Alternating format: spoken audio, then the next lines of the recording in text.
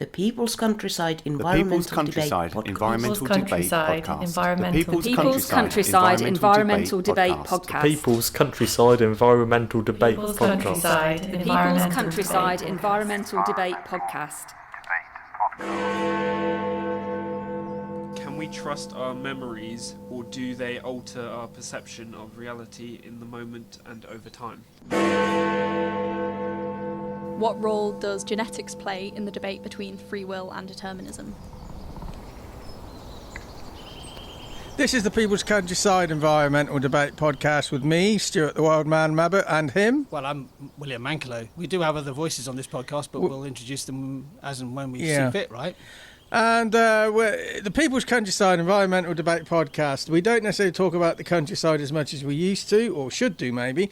You, the listeners, send in questions for us to conversate around. We don't see the questions until we press record. And we always try and spin it back to the environment in some way. And some of these are a big challenge. So we haven't had anybody with us for a long time, William. I can't recall when the last time we had somebody on the podcast. Headley Thorne or an intern. I think the last person actually is currently in the room with us. Maybe. There's a 50-50 chance. Yeah, 50-50. So Suzi Darrington's back. Hello. So who's Suzi Darrington? I did an internship with Stuart and William at the end of my first year of uni, and 2023? Yeah, 2023, and now I'm like finished, which is crazy. It's been 2 years. Yeah. So yeah, and I'm back. Yeah. For better or for worse. I didn't know Suzi was finished. So you've done your degree at Oxford. Do you reckon you got a Desmond or a first class? I reckon I got a first class, but you know that's a false dichotomy. I resent that. I think I could have got a 2-1, and that would have been perfectly okay. Yeah, absolutely. So we've unusually got another person in the listeners' chair. We've got 2 listeners' chair today. Do you want to introduce them, William? This is Alex, and Alex has been working with us with gardening and also the actual Disabled Countryside Access CIC work. A lot of that he's been working in the background. Paid. He's not an intern, he's paid. Exactly, yeah, a paid worker. First person actually paid to appear on this podcast. I was paid. Oh, yeah, you were, weren't you? Exactly. Oh, yeah. Also, this is Alex's first ever podcast appearance, so, you know. Hello, Alex. Hello. Yeah, it's my first podcast appearance. I'm currently just finished my first year at uni doing digital art. And which uni? UCA, University of Creative Arts in Farnham. Farnham. Really? My brother's just finished his first year. Oh, wow. Wait, this is crazy. Okay. Oh. Do you know Marcus? No, okay. I do not. How weird would that be? He's in Farnham as well. So, Alex, we'll give you the pleasure of introducing who the first listener is who sent in a question today. All right. Well, the first question we've got is from Jess Bishop's Tatchbrook from Warwickshire, England. The question is, can we trust our memories, or do they alter our perception of reality in the moment and over time? Interesting, this one, because we've got 2 old guys and got 2 younger people. So I wonder if there'd be a division on perception on this. Yeah, we by default, we have a few more memories, don't we, Stuart? Because we're just a bit older. Got more memories to forget. I think Suzi's got something to say to this. Have I? Okay, well, I guess I do think that our perception is of course altered by any cognitive stock, not just memories.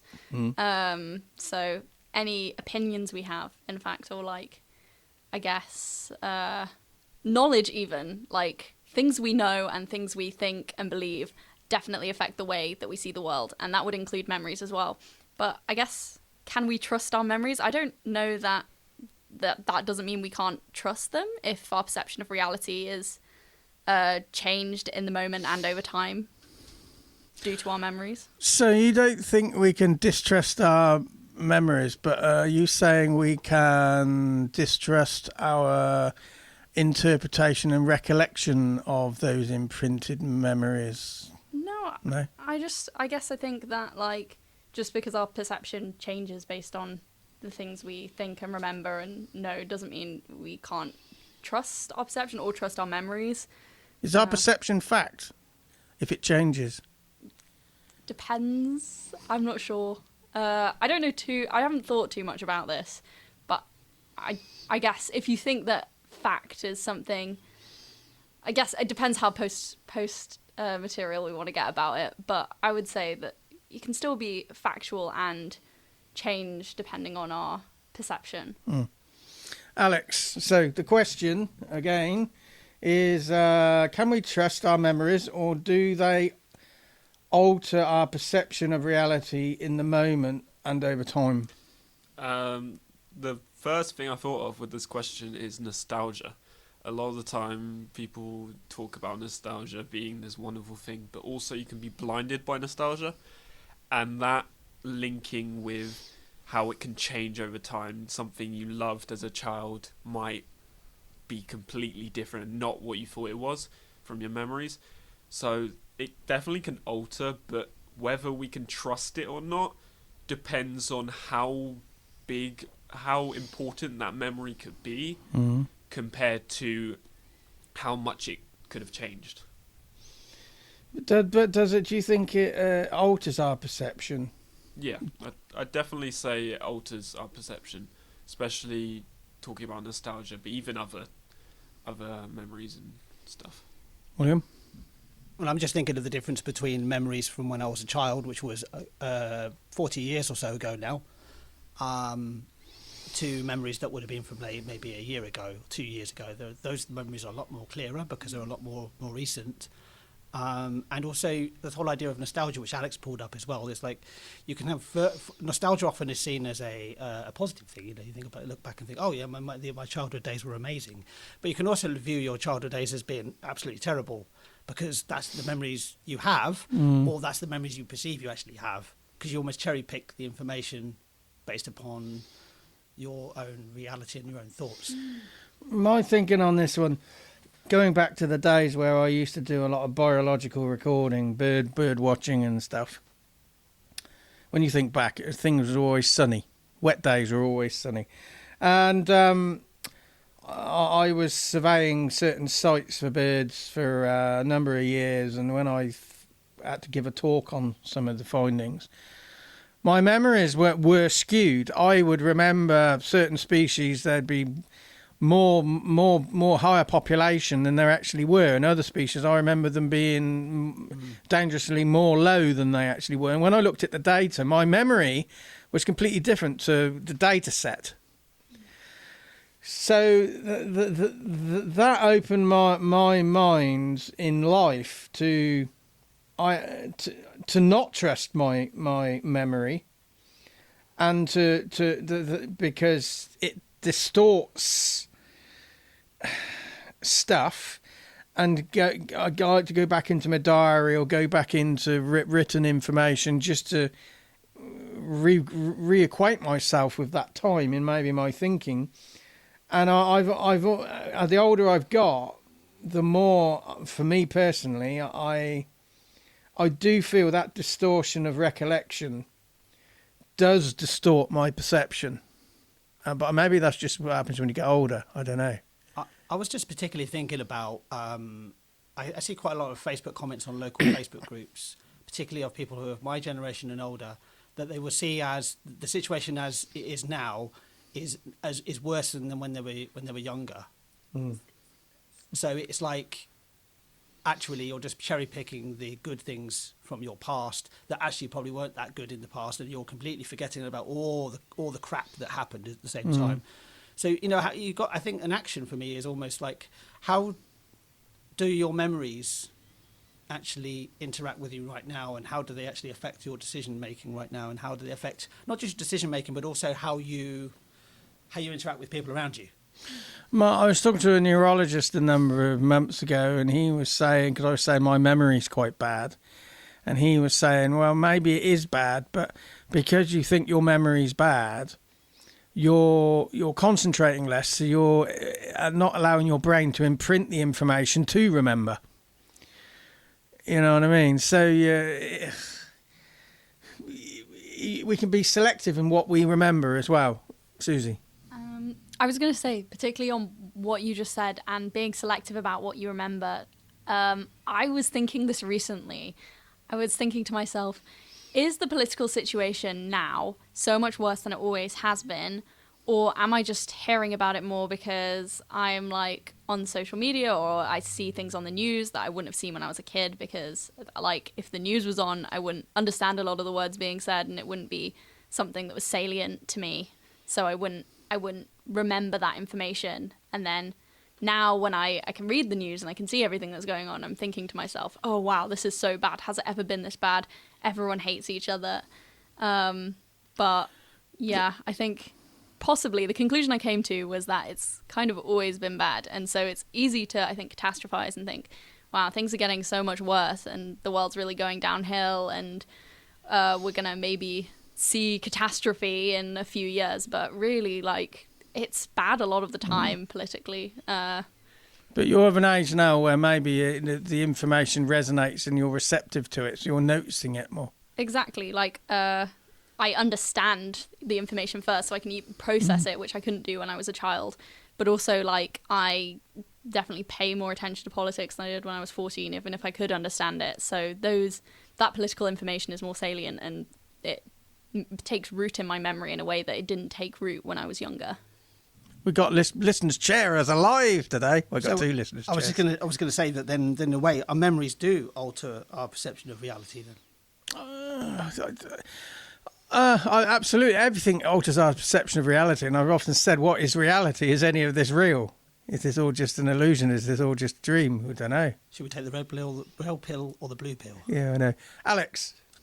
So, at university, I did this assignment where I looked at the information the body takes in, and from that, I realised the amount of information the body takes in compared to how much information is processed and registered. There's a vast difference, and so taking in your memories, the information that you take in is only on certain parts, so you don't get the full picture. So when you look back on it, say on a video or something, then it showcases the whole picture, and it's different from what your memories perceive. Any extra points on this? I think it's quite pertinent to my life at the moment, because I've been thinking over the last 2 or 3 weeks about memories of my own past, and maybe again I'm just cherry picking the bits that actually fit my narrative. So you can have a narrative in your head, it's actually fitting that narrative, and it's just reminded me to think of my whole existence and all my memories in one, rather than just trying to cherry pick things. It's a bit like when you go, Suzi, you were talking about the news, for example. You cherry pick the news, you cherry pick the headlines that actually fit with your own narrative, and if there's anything outside of that, you dismiss it, or you say it's fake or something like that. But you see what I mean? It's that type of thing. So it's quite pertinent for me at this moment in time that I'm thinking about this. It's really useful to think about my role of memories in my life. I guess one last point, because I was saying before that I think it doesn't mean that we can't trust our memories, and I think that's true. We can. Obviously, we're not going to be full-on global skeptics about our memories and their content, but I think it's one good thing might be to be aware of the way that our memories are shaped and the things that stand out to us when we recall our memories, and in general, the way that we perceive the world is shaped by all our experiences, and perhaps taking a step back, thinking about how our pre-existing judgments and beliefs and pre-existing memories might affect the way that we see the world might be a good way to move forward and sometimes second guess the judgments that come to us quite quickly, and maybe reassess those, see if they need greater scrutiny. So, spinning this round to the environment in some way, we all need to come up with an action off the back of this question. An environmental action, a sustainability action. William, I'll throw it at you. With our memories and perception, how can we spin that around to an environmental angle? Well, you just need to realise that your memories might not necessarily be accurate about the past. Things might not be as you were touching on earlier about your, looking at particular species of birds, you thought they actually were worse off now than they are then. That type of thing. So look at how your memories interact with your thoughts about the natural world around you. I would say for my action is challenge your memories. Before you come out, so it was always better in the old days. probably wasn't. You just a lot of stuff wasn't spoken about or understood. It's the same old stuff. So I would just do a simple action of just challenge your memory, just chew on it for a while and see if you think it was slightly, your perception of it now is slightly skewed. Suzi, an action. Maybe in terms of connecting yourself with nature more and thinking about reasons to care about the environment more, reflecting on memories that you have with nature and kind of trying to make salient the environment in those memories to really connect yourself with reasons why you might care about the environment. So if you have childhood memories of being in nature, really think about really think about the role that nature played in those memories, even if you tend not to think about those memories in that way. That's quite an abstract thought, but I think if we can really connect with nature through our memories, it might give us personal reasons to care about preserving the environment in the modern day. Alex, your action to spin it around to the environment in some way. Just to revisit your memories, to actually experience them again, so then you can, like how Stuart was saying about how you can test them, but you can, if you revisit them again, you can build upon those memories if they weren't blinded by nostalgia, if they were actually memories that you were quite fond of and you still are. This is the People's Countryside with me, Stuart the Wild Man Mabbott, him, William Manklow, and in the listeners' chairs, Alex Kauffmann, Suzi Darrington. And this episode is sponsored by a half-eaten burrito that I found in my wife's car last night. And that's been fermenting for what seems like 3 presidential elections. I'd also say at this point, if you're listening to this podcast, you've officially run out of better things to do with your life. Yeah, exactly. So the next question is comes back from a returning listener, Unity in Paddock Wood, Kent, England. Who read the question out last time? That was Alex last time. So let's let Suzi do this. I think Suzi should read this one out, yes. Okay, so Unity asks, what role does genetics play in the debate between free will and determinism? I wish I'd have prepared for this one. No, I don't. Okay. Who wants to go first? I can try and... I don't know how familiar you guys are with this debate. Have you... Not really. None at all. Okay, I can try and ground it. I haven't formally studied this, but it's a kind of live debate in philosophy. But also, I guess it's a neuroscientific question of whether our actions are truly free. So when we make decisions that feel to us phenomenologically like they are free, are they really free? Because if, for example, all our decision-making processes are just an input and output computer program from our brain, to what extent can we be said to truly be making those actions of our own free will, and does that presuppose a sort of mind-body dualism where there's a soul inside us, a ghost in the machine controlling our actions? So the general consensus, I believe, is that our actions are genetically determined to an extent. Although, like I said, I'm not super familiar with this, but the thought is that when we make a decision, for example, I make the decision to lift my arm or whatever, that's not really a free decision I've made. That's just the chemicals in my brain were always going to go in a certain way that would make it so that I'd perform that action. We had a question once about, do any of us have free will? But we're influenced constantly by outside forces. Genetics are influencing us, and also people in our lives are influencing us. Salesmen are influencing us. But it's specifically asking about genetics.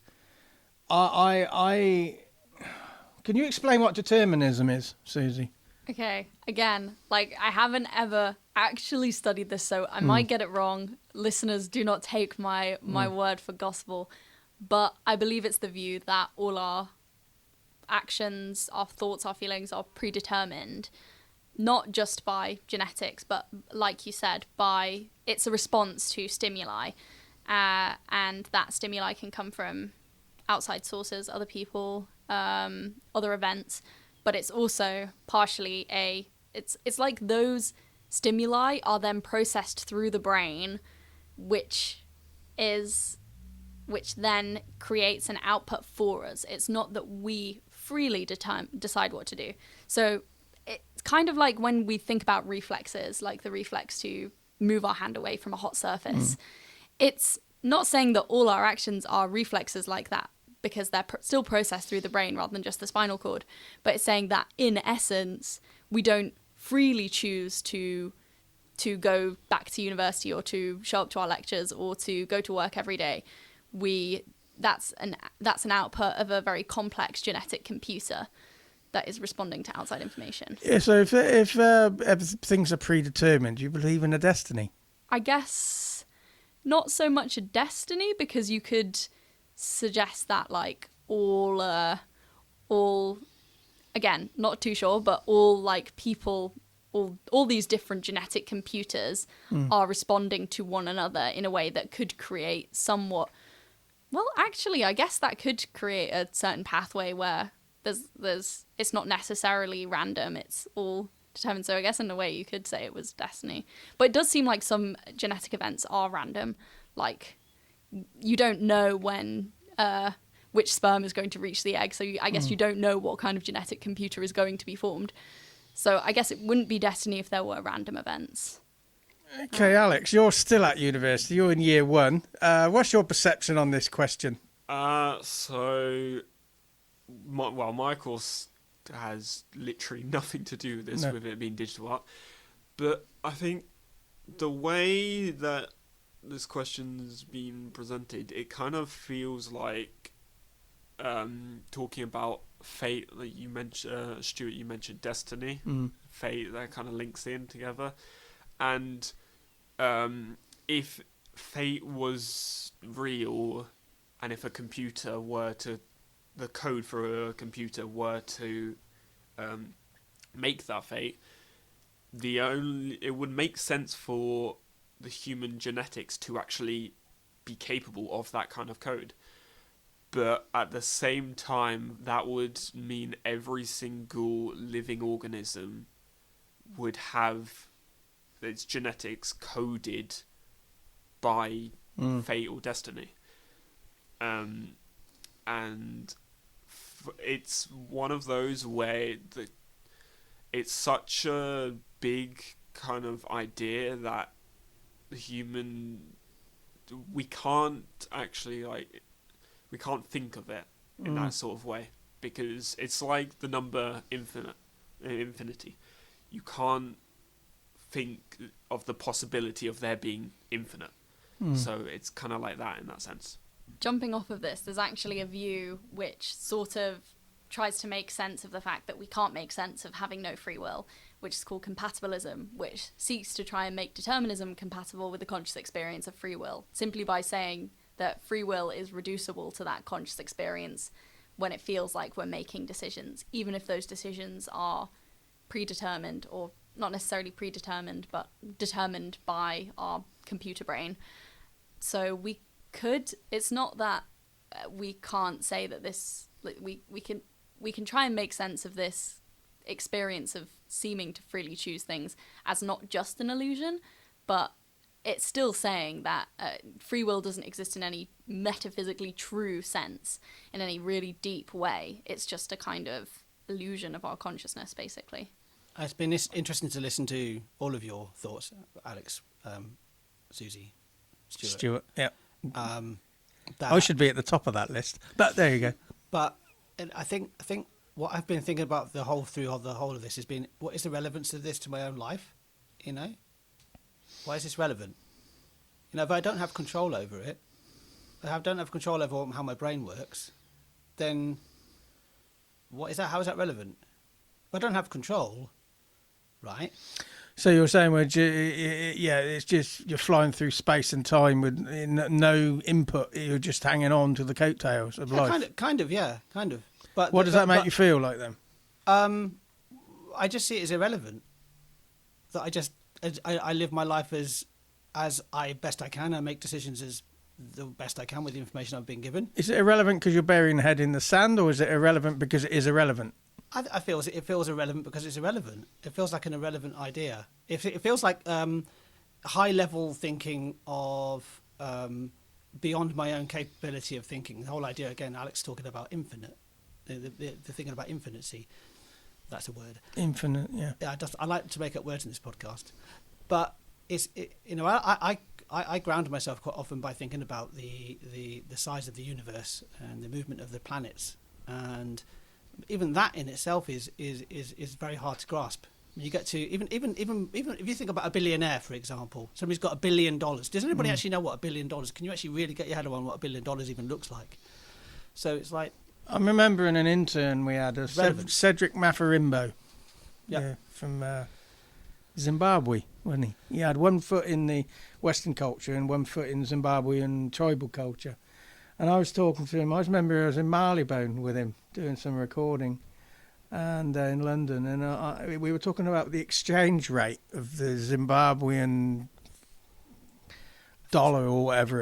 I think it's dollar, yeah. Compared with the British. He said, well, there isn't a number big enough in existence to actually explain the exchange rate because it's not worth anything. That was my understanding. That gave me an insight into infinity, the Zimbabwean exchange rate. But these are such large, high thinking concepts. It leads me back to. Is there a point where you would consider this stuff and you wouldn't see it as irrelevant? I would have to probably study it, I think, but I'd have to be interested in to study it in the first place. I just thought about the whole idea of neuroscience. Is the fact that neuroscience is brains thinking about brains. I think it's kind of along that sort of line of thinking that our brains comprehend this idea in the first place. It doesn't sound. It sounds like we're sort of playing around the edges anyway.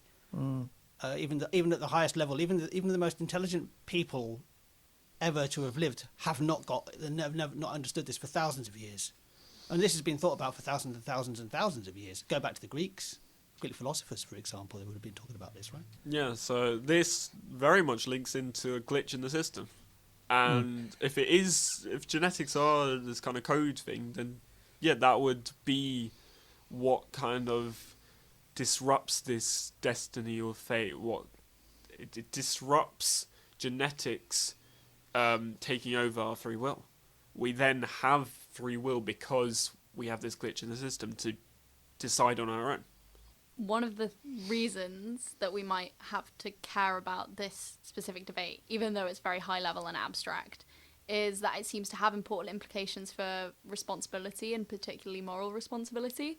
So if we're never freely choosing any of our actions, to what extent can we really said to be morally responsible for our bad actions? If everything is just a result of things beyond our control, why should we blame someone for doing something immoral? Do you think that's why we keep repeating the same mistakes all the time through humanity? So you talk about how currently the world currently is like, oh, it's never been like this before. Well, it quite clearly has, hasn't it? We not learned from as a species, we haven't learned from our mistakes. Do you reckon that this pattern's fitting into that?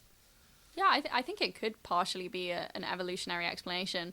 Like you said, we're responsive to information that coheres with our worldview, and we bury our head in the sand to avoid information which contradicts it. And I saw a video clip recently of someone talking to a Trump supporter about government overreach, and without specifically mentioning Trump, he was talking to the guy and he was like, is it unconstitutional to take someone's firearms? And he says, I don't just think that, I know that it's unconstitutional. And he's like, okay, is it unconstitutional to break into someone's home without a warrant? He goes, yes, of course it's unconstitutional. And the interviewer goes, do you know that President Trump is issuing these, is allowing people to do this right now? And the guy walks away. And I was just thinking, this is how, dictators get into power, because no one cares, or no one wants to hear it when it's against their personal worldview. So I think maybe genetic factors do have something to do with that, because that's a very human response. I was going to say, is it just a case of evolution then? That we're actually, this is where we are at this stage of our evolution, that we allow ourselves to evolve for another 1,000, 2,000, maybe 10,000 years, we'll be a different species, won't we? Well, answer that one. Well, then again, evolution is all about code again, genetics, and it's that kind of change in code. So is it more... So instead of it being a glitch in the system, is it just our code, our genetics changing, and therefore us having these views over time? So let's spin this round to an action, environmental action for us and our listeners to take on. Susie, what is an environmental action from the question? I like the fact you're giving it straight to Susie. Yeah, because she's the most educated one in the room. Well, at the moment, Alex will be catching up soon. Educated, I should say. Yeah. What role does genetics play in the debate between free will and determinism? Give us an environmental action off the back of that. You know, it's very hard to do that because we've just spent the last, 10 minutes talking about how everything potentially lies beyond our control. And that's a very, I guess, maybe not defeatist, but it might be an upsetting view to think that maybe we don't have any control over what we do, never mind what other people do. I guess maybe... Does acceptance come into the action of... I'm not sure, because... Not the acceptance of the status quo, but the acceptance of the challenge, the size of the challenge. Maybe if, free will does exist to whatever extent it does, it comes with just, again, challenging our immediate responses to things, taking a step back. This is, again, assuming that we do have some degree of control, even if it's not total control. Or maybe it comes with changing the inputs to our systems, who we surround ourselves with. Is the word control the thing that's taken us off the tracks? Shouldn't we be saying where can we exert influence as opposed to control? Is that a middle ground of we can influence things but we can't control them? So influence our environments. Influence our environments, influence ours and other people's habits, maybe. I don't know. Just throwing it out there. Yeah. I think, again, I guess maybe we have to presuppose some kind of degree of free will to even think about that as a possibility as well.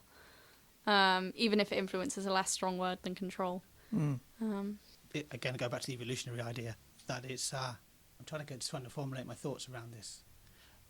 Yeah, that we almost talked about this in a previous podcast where in terms of an activity you can do, we were talking about how if your genetics are in charge of all your fate and your destiny, if that's really the case, then as an activity you could test that.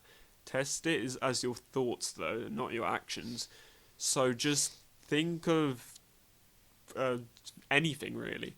Sometimes I like thinking of just space and infinity and all that, and that just makes me think outside of just myself. It's a way of looking past all this kind of fate and destiny kind of stuff. So I suggest that as an action. It takes your mind off of this kind of control. William, have you, in your old age, have you gathered your thoughts? No, I just think again... to think about the relevancy of it and the amount of control we actually have over if we don't have any free will, if everything is predetermined, like every word I'm saying right now is predetermined, then you might as well just go along for the ride, right? So we give up and not try and be more sustainable.